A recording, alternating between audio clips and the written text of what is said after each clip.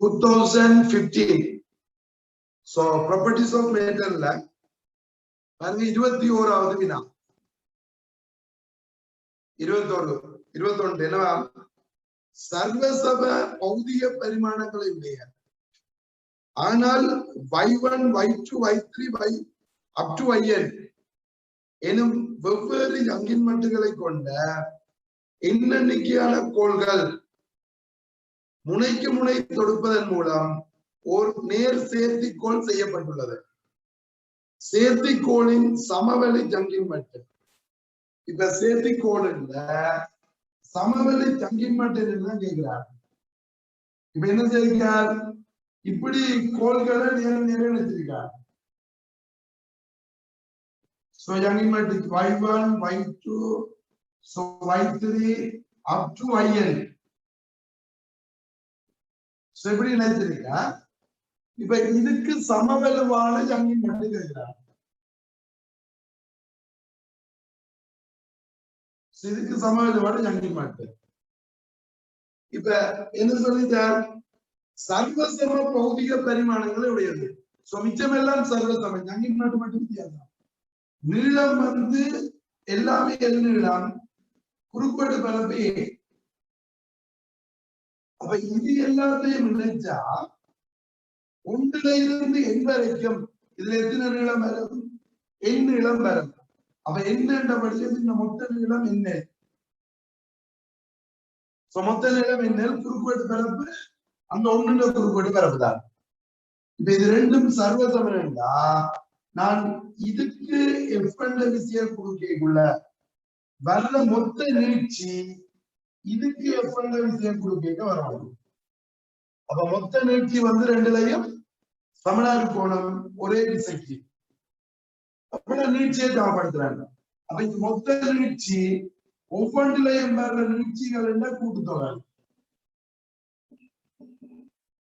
இப்ப நீட்சிக்கு என்ன சமன்பாடு போடுவோம், எனக்கு தெரியும் y Saman fl over a.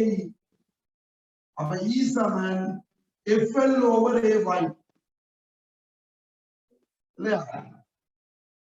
அப்ப இதுக்கு போடக்குள்ள என்ன ff தான் l nl over ஜங்கின்மெட் a into y. அதான் காரணம், y தான் காரணம். இதுக்கு போட்டீங்கன்னா ff தான் l a y1. அடுத்தது போடுங்க fl over a y2.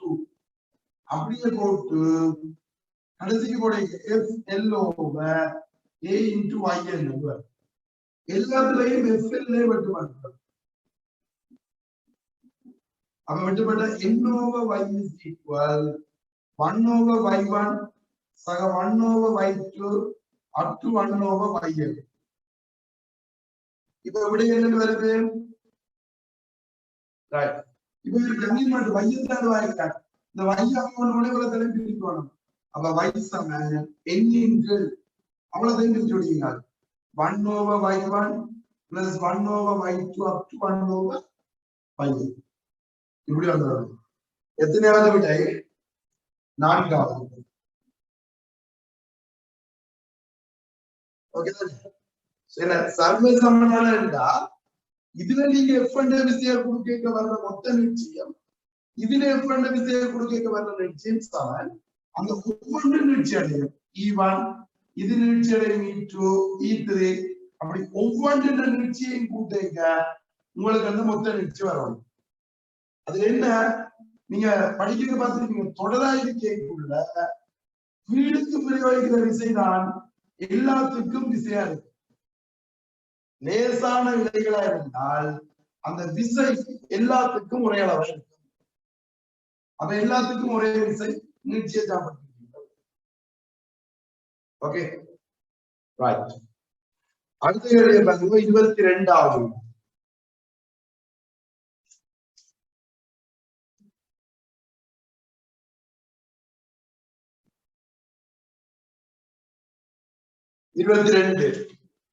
என்ன கேட்கிறார், ஒரு சிறிய பூச்சியின் நீரின் பரப்பளவை 0.07. ஒரு பூச்சி, அந்த பூச்சியின் பரப்பளவை 0.07 நியூட்டன் per மீட்டர். சோ மேற்பரப்பு டிஸ்டன்ஸ் வந்திருக்கா. இப்ப என்ன சொல்ற, பரப்பிழமை காரணமாக நீர்பரப்பை கீழே தள்ளிக்கொண்டு நீர்பரப்பில் நடந்து செல்லத்தக்கன தண்ணியை கீழே அமர்த்துறதால நடந்து போகலாமா. பூச்சிகளின் அடிகள் உருவில் காணப்படுகின்றவாறு அன்னளவாக கோலமானவையாக கருதப்படலாம். அப்ப அந்த பூச்சியின் காலத்தில் கோல பகுதியா கருதலாம். இப்ப இது தண்ணியை எப்படி என்ன செய்திருக்கு, அமர்த்தி வச்சிருக்கு. இப்ப தண்ணியை எப்படி அமர்த்தி வச்சிருக்கிறதால இந்த தொடர் திசை காட்டியிருக்காங்க.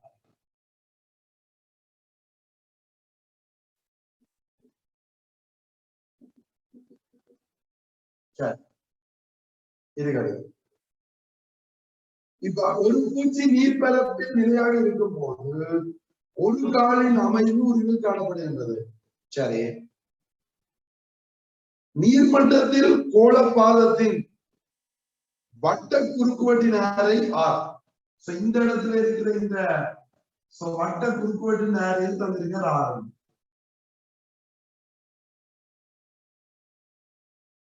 சரி, பூச்சியின் திணிவு 5 தர 10 கிலோகிராம். ஓகே, ஆரை 2.5 × 10⁻⁵. பூச்சியின் நிறை அதன் 6 கால்களினால் தள்ளப்படுது. அப்ப இதுல ஒரு காலுக்கு வர்ற நிறை என்ன, mg/6. பூச்சிக்கு 6 கால் இருக்குது, ஒரு கால்ல வர்ற வெயிட் வந்து mg/6. கொஸ்டிடாவின் பெருமான மண்டலவா π/3 எடுக்கலாம். இப்ப இந்த நிறைய தாங்க போறது யாரு, மேற்பரப்பு விசை. மேற்பரப்பு விசை எப்படி மண்டலில் இந்த தொடர்பு விசை வண்டியில அதுதான் அவர் காட்டியிருக்கார். இந்த தொடர்பு விசை வண்டி இந்த கோணம் தீட்டா என்றா மேல தூக்குற விசை வந்து t cos θ. இதுல மேல தூக்குற விசை t cos θ. இங்க கோணத்தோட வெறும் இப்ப தண்ணி அமர்த்துதுன்றபடியா தண்ணி வந்து இந்த பூச்சியை தூக்க போகுது மேல. அப்ப t cos θ. மேல தூக்குற விசை என்ன, இவ்வளவு பரப்பிலையும் விசை இருக்கு. அப்ப t cos θ × 2πr. t cos θ × 2πr வந்து mg/6 தான். இப்ப போடுங்க, t வந்து 0.07, cos θ காணணும் 2, π வந்து 3 இருக்கு. அது எவ்வளவு, 2.5 × 10⁻⁻1 சமன் mg/6. mg எவ்வளவு, m வந்து 5 தர 10⁻⁶. g வந்து 10. இப்ப இதுல 10⁻6 ஒரு 10 இதோட போயிடும். இப்ப cos θ எல்லாத்தையும் கீழ கொண்டு cos θ சொன்ன இந்த 2 × 2.5 வந்து 5. அது இந்த 5 ஓட போயிடும். அப்ப 1 இது 6 இருக்குது, இது ரெண்டையும் கீழ கொண்டு 0.07 × 3 எவ்வளவு வரும்,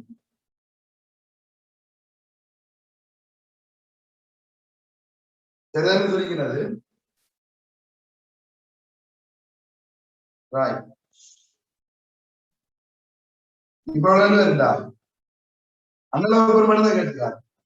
சரி, எவ்வளவு பெருக்கிடுமா, இது மேலே கீழே 100 பெருக்கிடுவா. 100 7 3 21. 21 தர 6 எவ்வளவு, 126. 100 × 126. அப்ப எவ்வளவு வருது, 50 × 263. 0. 500 எத்தனை முறையடங்கம், 6 8 48. அப்ப 8 முறையடங்கம். அப்ப 0.8 5வது. cos θ சமம் 0.8. அங்களவு பெருமை கேட்டது. இது மேற்பரப்பு விசை கேள்வி. ஸ்ட்ரெயிட் ஃபார்வர்ட் தான். t cos θ × 2πr mg/6 தான். எனக்கு கேட்கறது கொஞ்சம் டைம் எடுக்கும். அடுத்தது பாருங்க 32வது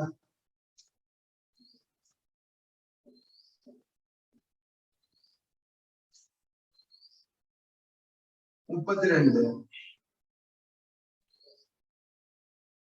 என்ன கேட்க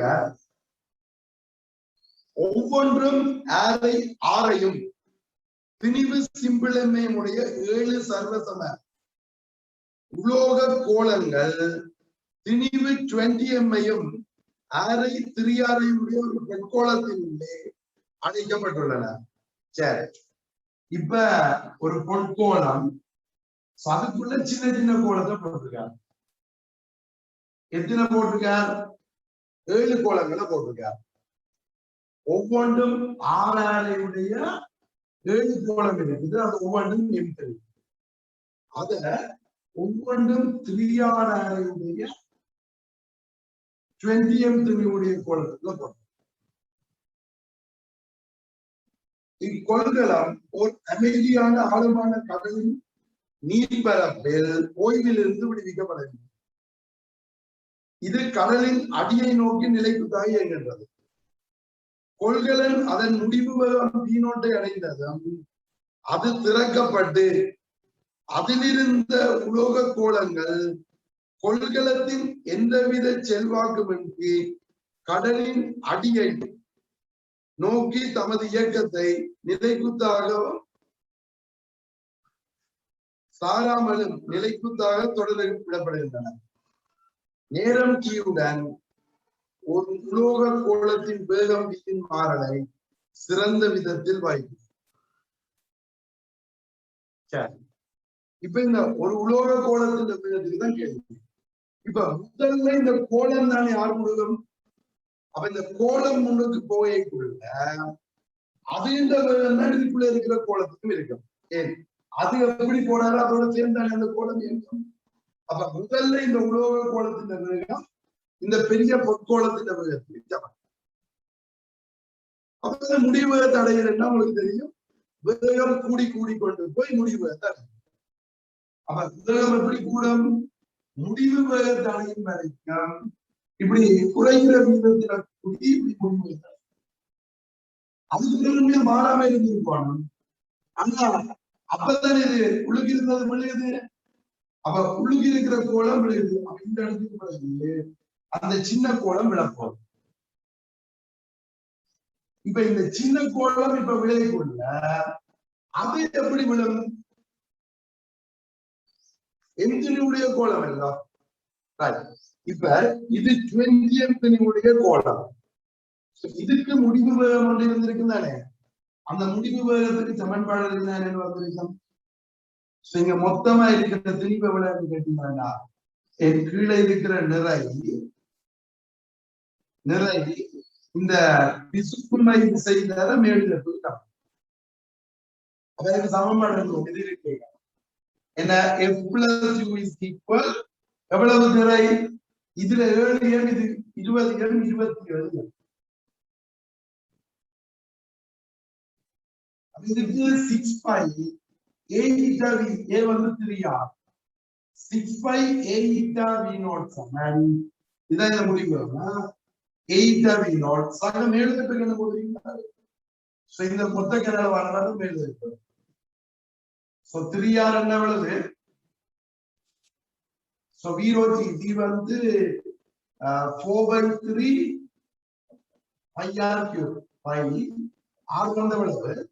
3r. அது இந்த மூணாவது into சமன் 27. இப்ப இதாங்க கொண்டு போய் கழிச்சுடுமா?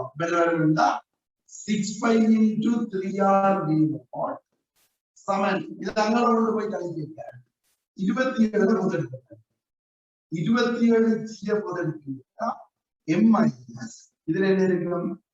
4/3 π r cube rho. ஓகேயா? இருக்கட்டும். இப்ப இந்த ஒரு கோளம் முடிவு வேகத்தை என்னன்னு பார்ப்போம். இவன் முடிவு வேகத்தைக்குள்ள இதுல உள்ள பிசுக்குமை செய்யும் மேல் வெப்பம் நிலைக்கு விடாது இல்லையா? அப்ப அதுல முடிவு வரும் 6 பை a eta b.